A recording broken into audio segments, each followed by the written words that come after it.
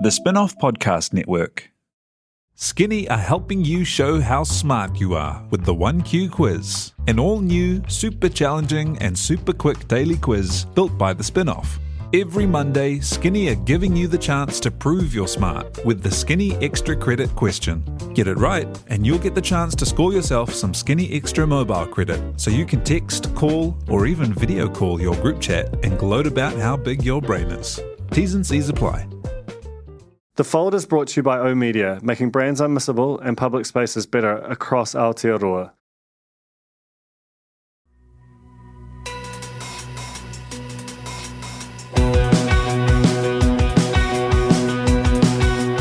No mai hoki mai kia The Fold e mihi ne ko Duncan Grieve tōku ingoa. My guest this week on The Fold is Julie Tsu, who is a director, a writer, a producer, a photographer, an activist, and so many, many things, an intimidating talent. The reason I'm talking to her today is that she is the director of, and we collaborated with her production company on the making of Takeout Kids, which is the first new show of the year for the Spin-off's sister production company, Hexwork Productions. It's an observational documentary series that basically attempts to show the lives of children growing up in takeout stores all around Aotearoa. And it's 4 episodes, each one centering on a different shop and a different child, and it's just gorgeous. Like it looks amazing. Like it's shot beautifully.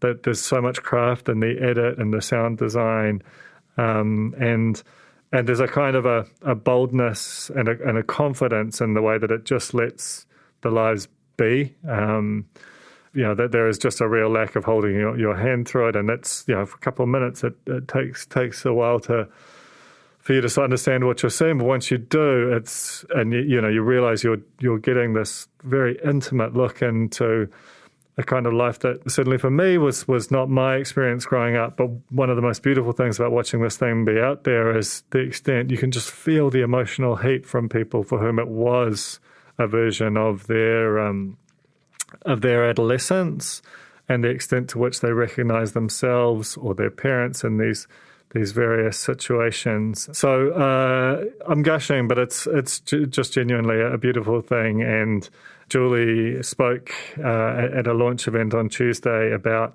overshooting and shooting hundreds of hours of footage, and you can kind of tell like there's just a lot there. But I think it's also telling what she selected, and that it's actually just this sort of slow, contemplative windows into the lives of kids who are growing up in workplaces essentially, and so we talk about that, but we also talk a lot about this project was funded out of a New Zealand on air round that was targeted to Pan-Asian communities who, on a population basis, any way you care to slice it, just aren't particularly represented in our media to anything like the extent they are in our population. And there is a thing that Julie has said multiple times, and I think is really interesting about the representation is important, but it's insufficient on its own. And she talks quite compellingly.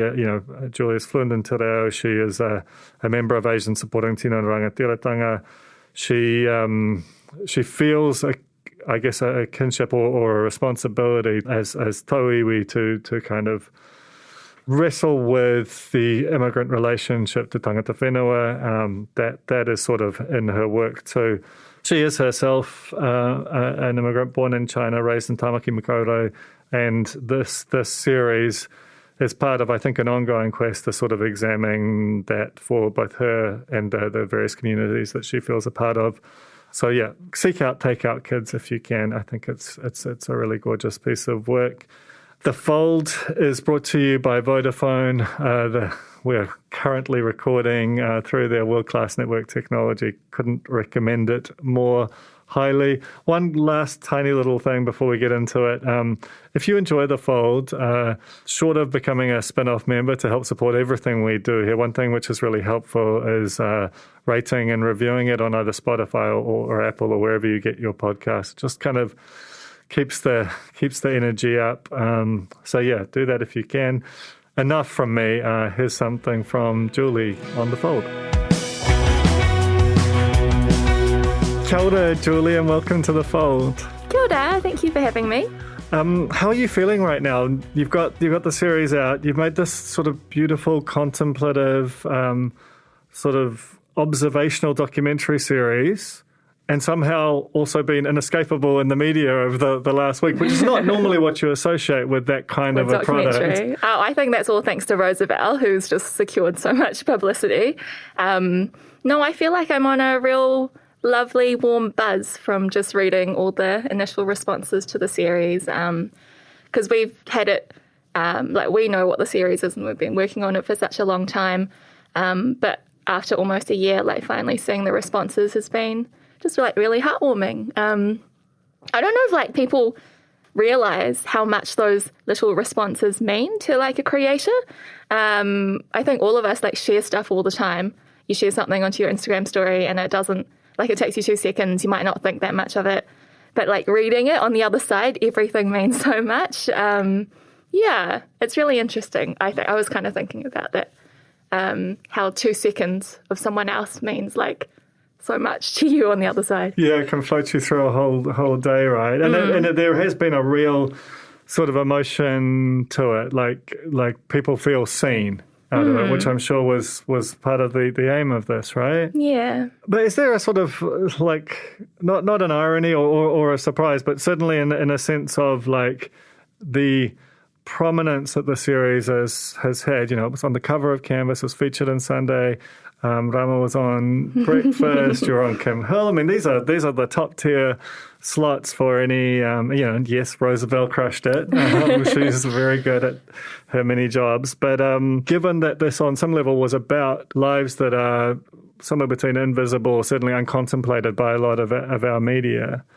Yeah, do you sense that sort of like an irony there, or is that a kind of a relief that this feels like a vector for an examination of that?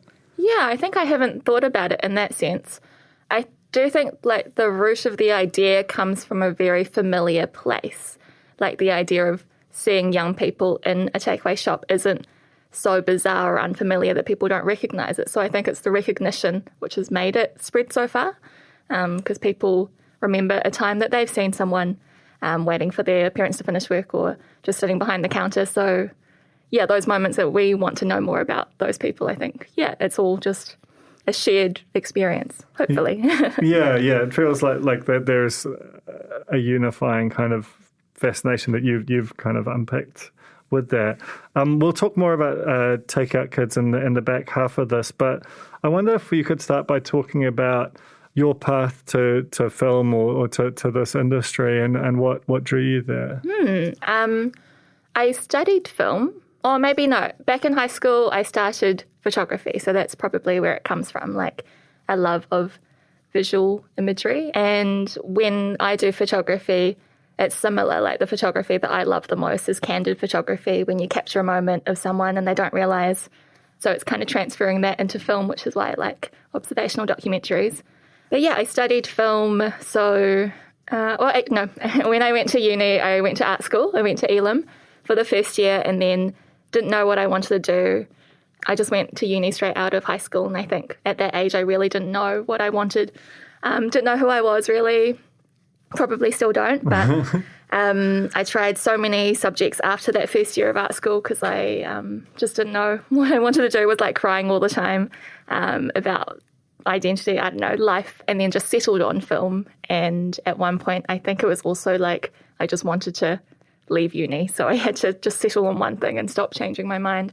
But yeah, I think storytelling is important to me, and I think art is one of the most powerful ways to be political and to make a difference, and that's always been something I cared about a lot as well, social justice and making the world better, as cliche as that is. So that's kind of all tied it all to this now. I mean, that's interesting because you spoke very powerfully at the launch about the media's role in challenging some of these sort of oppressive conditions within society and the different way that we see one another or different identities within that as being like vitally important but insufficient on its own.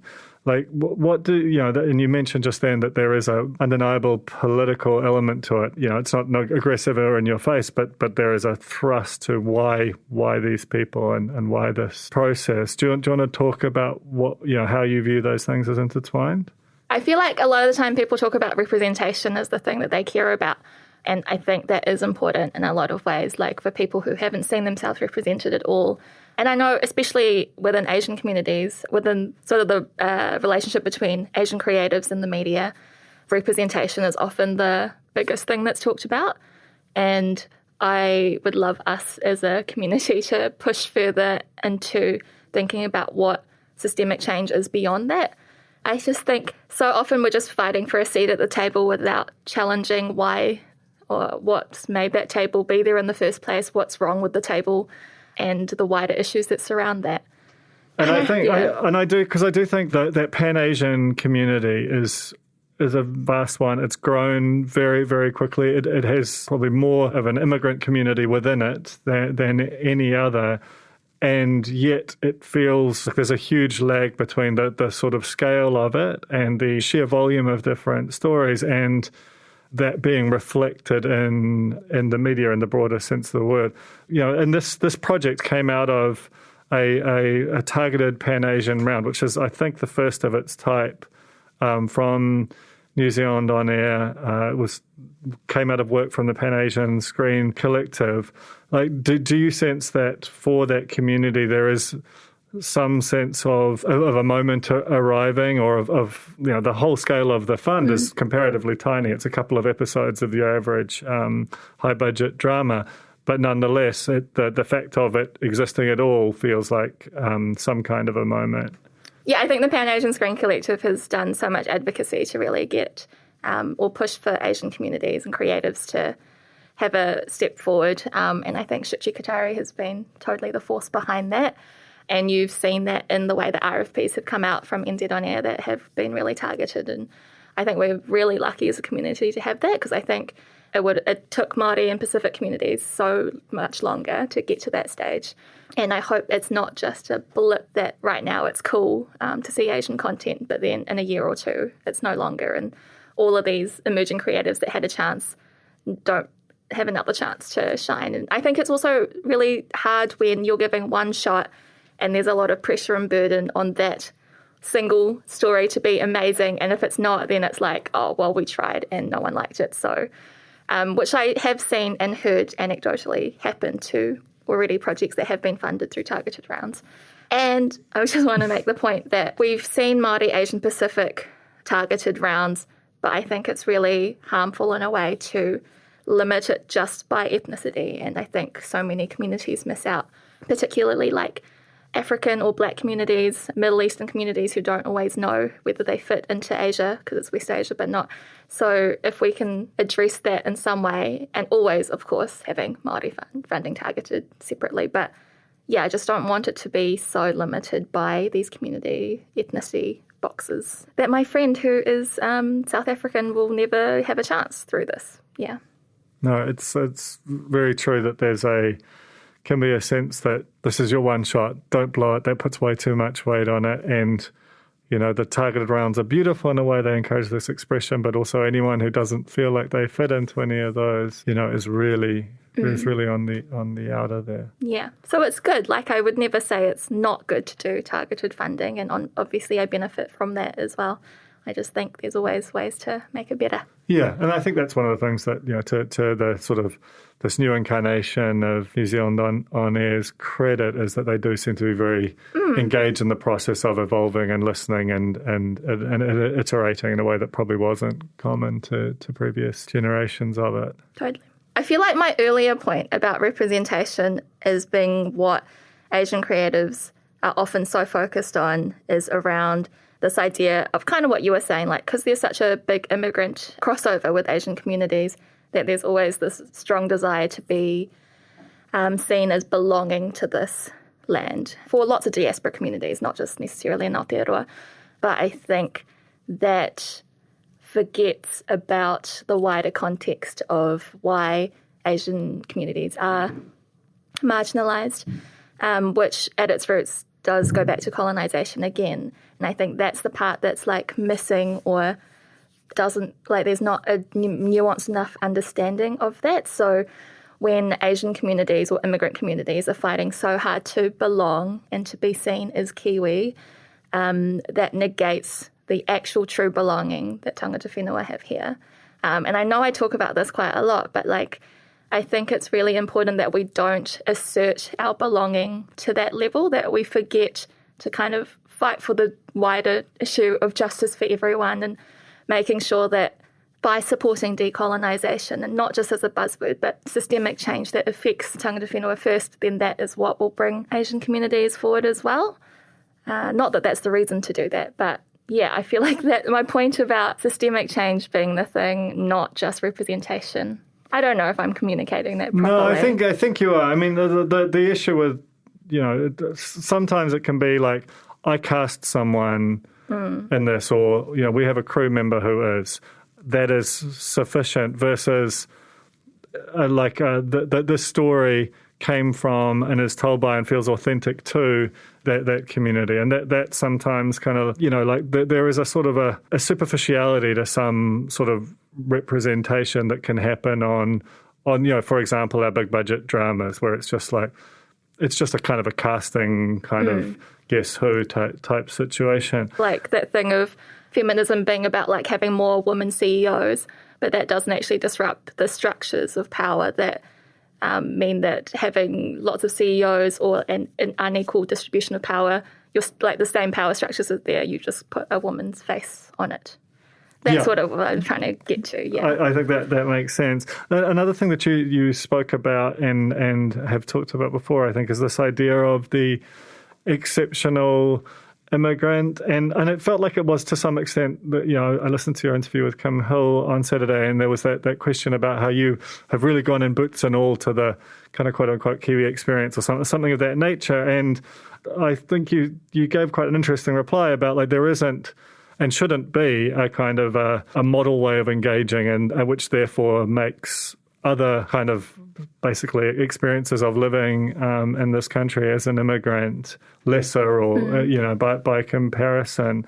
And that's one of the things that I love, that it's just sort of implicit in Take Out Kids, that it's just for New Zealand lives of kids growing up, and just that they are sort of at once sort of familiar, but also not at all the sort of stereotype of it in a way that felt kind of freeing and like it. Yeah, again, you can see from Brooklyn's comment on the YouTube clip that that's me. Like that's that's a thing that seems to be coming out of a lot of the emotional response to it.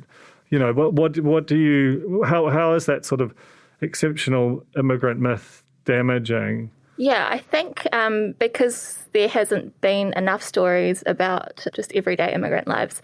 The ones that you see are the stories of success, the stories of immigrants who are really grateful to be given an opportunity to be here, who've worked really hard, and that becomes a trope. And then when you see, like at Christmas, when there was that Filipino family that was about to be deported, and all the framing was like, but he's worked so hard to be here, his wife is a nurse, and it's framed in this really like, they've worked so hard, they deserve to be here. But I think people don't need to be deserving to be here. To earn the rights that everyone else has, right? They don't need to be exceptional. But I think so much of the time we push that exceptional narrative as the reason to accept immigrants. But we're allowed to be horrible people too, and we should still be accepted. So yeah, that's sort of why I want to help disrupt the idea of what Kiwiism is. And I grew up, and I know a lot of immigrant kids grow up with, like, I thought being called a Kiwi was a compliment. Like when someone would say, oh, you're a real Kiwi, you sound just like a Kiwi. Like I took that as a real compliment, because that was me rejecting my Chinese side as a young person. Striving for that versus it necessarily meant walking away from where you came from. But then you grow up and you realise that means that they're never going to accept your parents, who will never lose their accent. So all the privilege that you have will never be afforded to those communities. So you're actually rejecting your own community by thinking that it's a good thing to be labelled a Kiwi. Because the flip side of the exceptional immigrant story is the scapegoat narratives. The scapegoating, like, the Chinese-sounding names, story of 5 or 6 years ago, which was part of the attribution to the increase in housing prices to a level which is about a third what they are now. So cutting off the overseas investment clearly had zero impact on that, You also see the stealing our jobs narrative, despite the fact that ask any economist and an immigrant creates more jobs than they take just by virtue of being a part of the society that they join.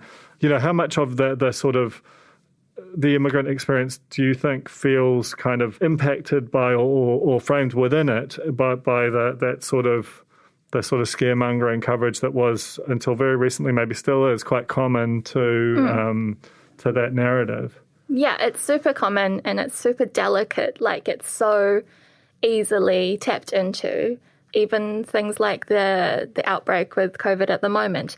If one community is seen to be the majority ethnicity of cases, you know how quickly that will end up turning, which would never happen for Pākehā communities. So it's still an ongoing thing. But I think because it's so delicate, that's why immigrant communities tend to stay really private and try not to put themselves out there. And part of the reason, I think, also that we don't have enough of these different narratives, because people are afraid to start something or be seen as ungrateful or critical. And I think younger people, people like me who have grown up with less of that burden, we're allowed to be more outspoken because we have the privilege of being accepted and looking different to our parents. So, yeah.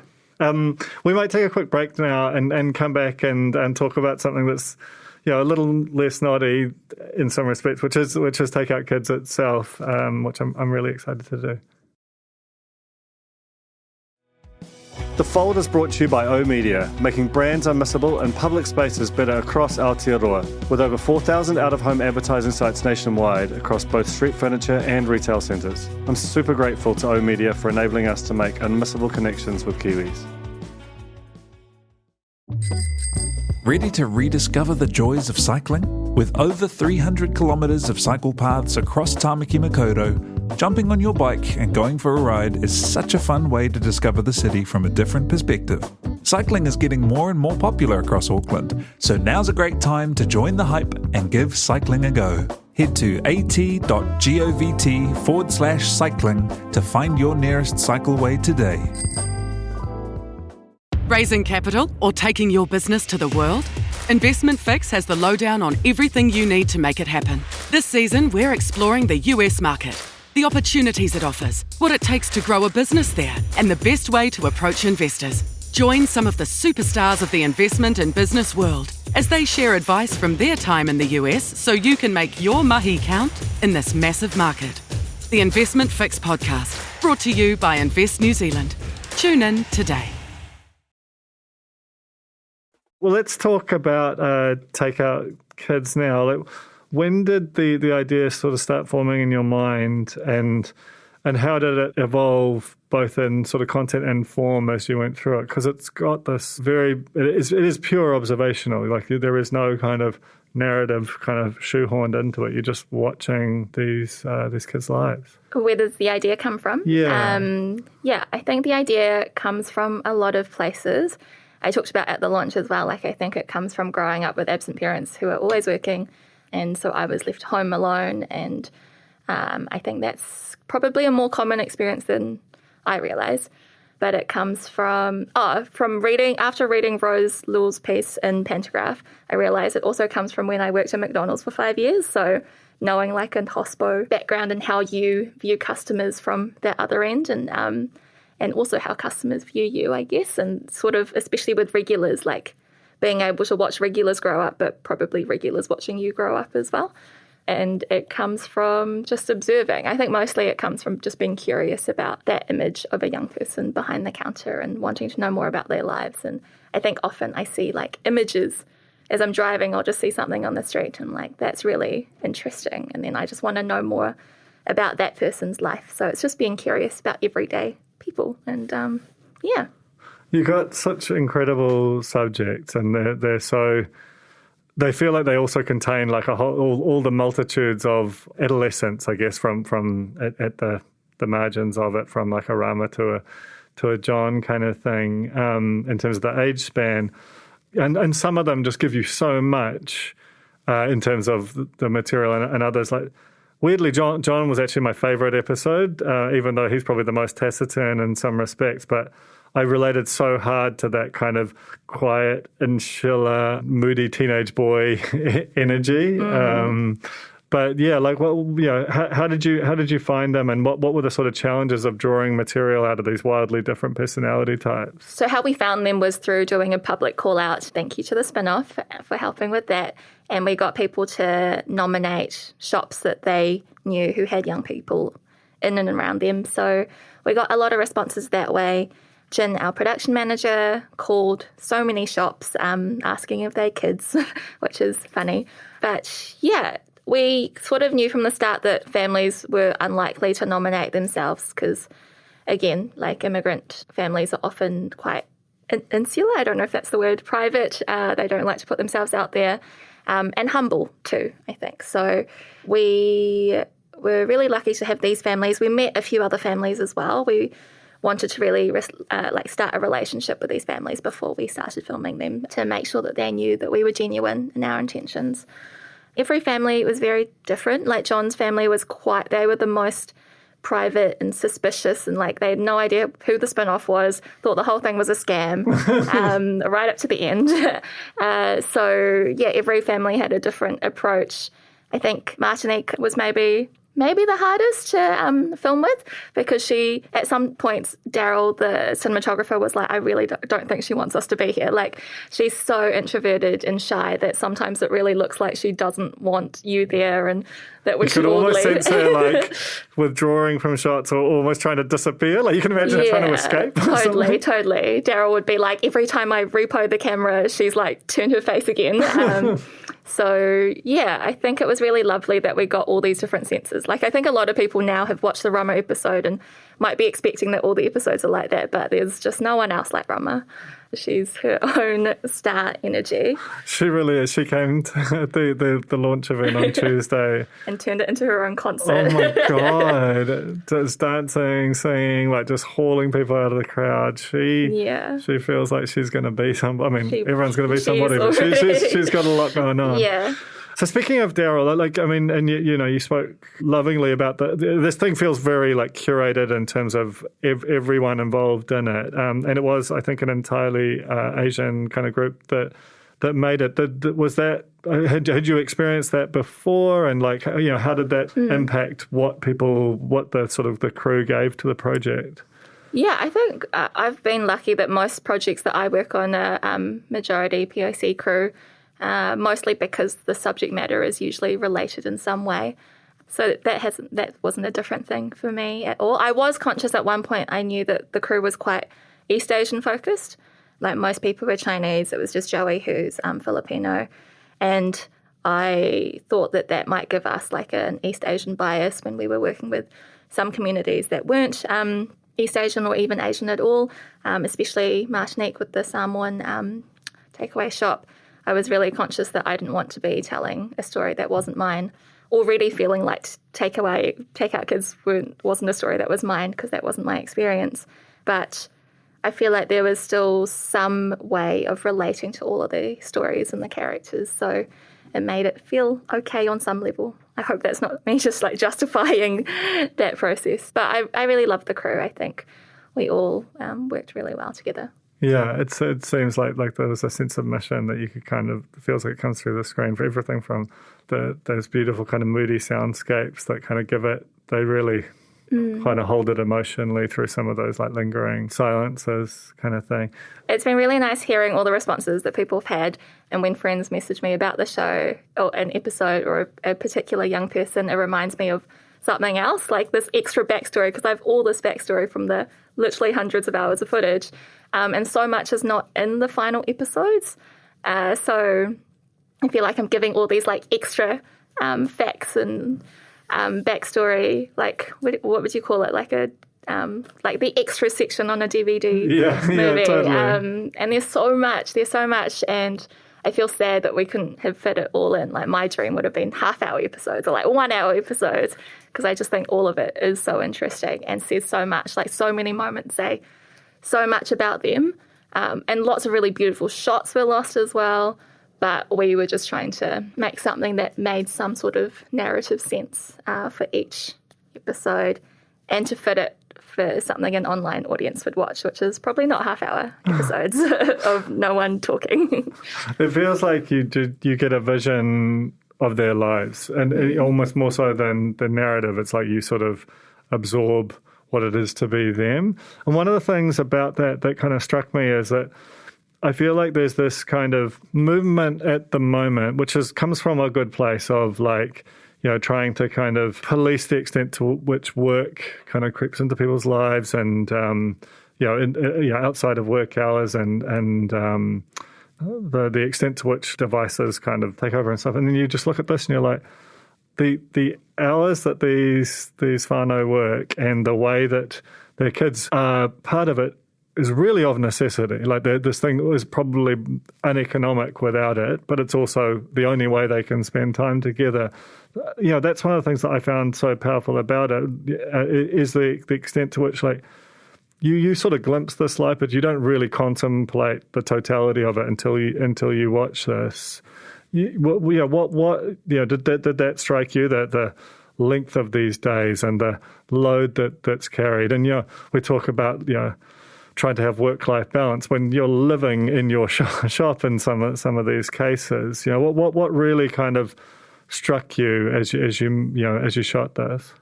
Yeah, I don't know if that does come through in the episodes, like actually how long the hours are for these families. 2 of the families, they get up at 4 a.m. every day to prep for the shop. One of those shops opens at 7, but the other opens at 9, and they're still up 5 hours before it opens to make food for it. And that's 6 days a week. So you just know that these families are exhausted all the time, and they don't have time to sit in here and do a podcast and talk about privilege and decolonisation and all these things. Like when you're living it, I think the weight of that is just so different to my reality. So I can't even understand it all the time. I sometimes feel like when we have these conversations, we're having them about a part of, like, we're leaving a whole part of society that is essentially beyond the reach of a lot of that. And if we, like I talked to an Uber driver the other day who'd gone from working 8-hour days to 13-hour days to comp the same income. And, you raise the minimum wage, there's no impact on him. Like there's just there sometimes feels like there's this invisible section of society that's overwhelmingly people of colour, and particularly immigrants, who are in some cases running their own business. And something about Take Out Kids is not the kind of core intention, but certainly in terms of that politics that you described, like a byproduct of it makes you think about that. And I certainly feel like, in terms of the politicians who discuss this kind of thing, they just don't feel present in that discussion. Would you agree? Yeah, I definitely think so. I mean, I think even us, we're so distanced from it that politicians with all that wealth and privilege, especially the ones who have been there for decades, they just have no idea, and they can only talk about inequality in an abstract sense. Yeah, I mean, I could talk a lot about the politics side of it. Like, I think it's ridiculous that Labour has a majority and they won't fix the issue of inequality that we have in this country, and that COVID's just made it worse, and the rich get richer and the poor and the people in the middle get further down. Like, I don't understand why you can't just fix that. Just fix it. Yeah, it's certainly like when you are, whether it's raising a minimum wage or creating, putting in another public holiday. Like a public holiday doesn't exist to a family that's running a business like that. So there's, not that those things don't matter, but how do you make the impacts of those changes felt by all rather than by those who work in a particular style that is, common to your experience, I suppose.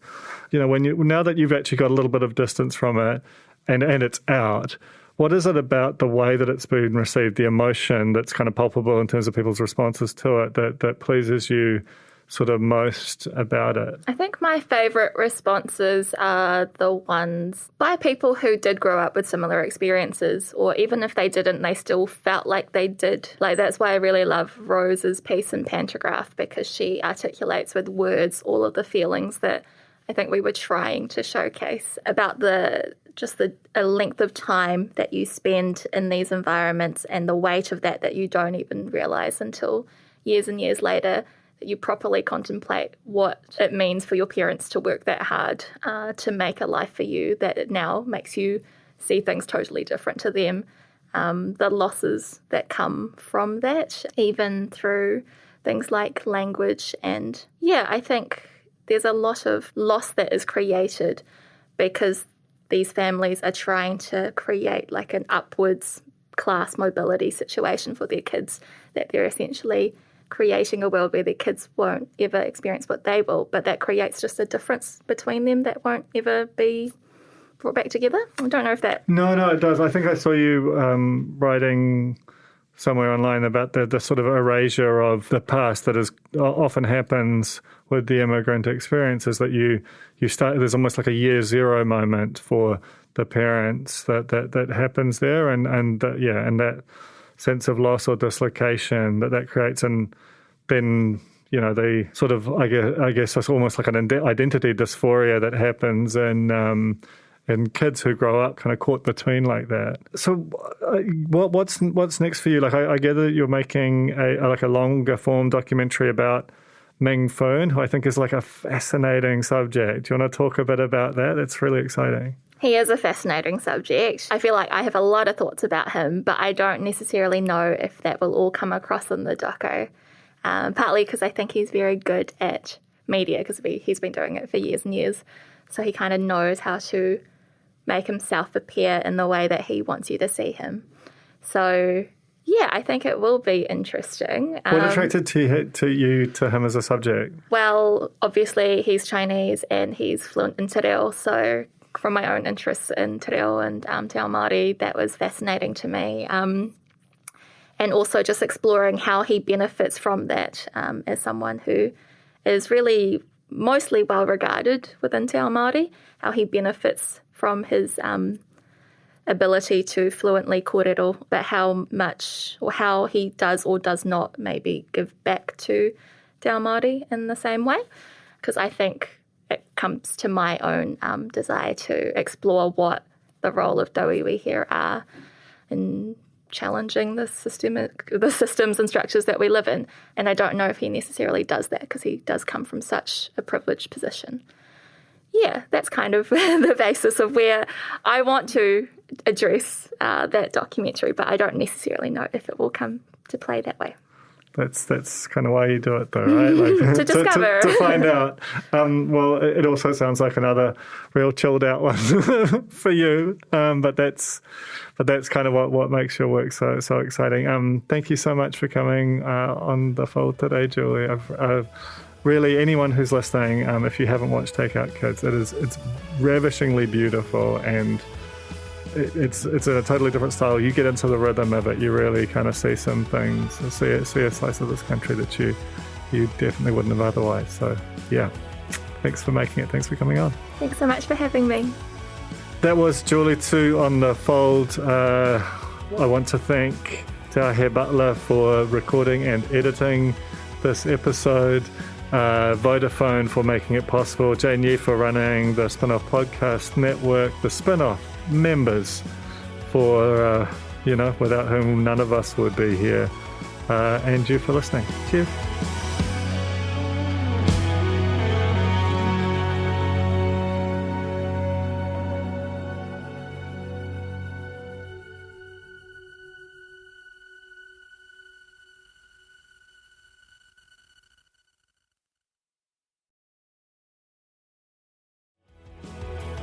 That was The Fold, brought to you by our partners at oOh!media, making brands unmissable and public spaces better across Aotearoa. Huge thanks to oOh!media for sponsoring this episode of The Fold and enabling us to make unmissable connections with Kiwis.